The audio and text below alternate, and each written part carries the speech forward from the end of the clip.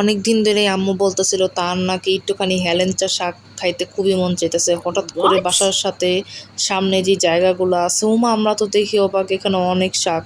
তারপরে আজকে আম্মু বলতেছে চল আজকে মিশন শুরু, আজকে আমরা যাই শাক টাক তুলবো। আম্মুর যেই কথা সেই কাজ, বাট আমি তো প্রথমে যাইতেই চাই না, এই ভাই ধরা খাইলে তো খবর আছে, কারণ পাশে তো বাসায় মানুষের বাসা, এখন মানুষ লাগেছে কিনা এটা তো আর জানি না।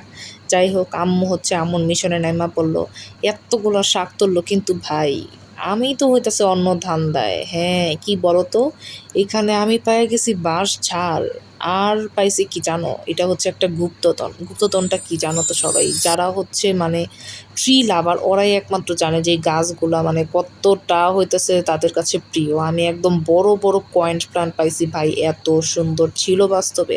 মানে দেখা গেছে আমি তো গরিব, আমার ফোনটা হইতেছে বাঙ্কা টাঙ্কা, তাই ভালো মতো তুলতে পারিনি, বাট ভাই সামনে থেকে এত সুন্দর ছিল আর এত ঝোপালো ছিল, এই জন্য আমিও একটা চুরি করে নিয়ে আসলাম।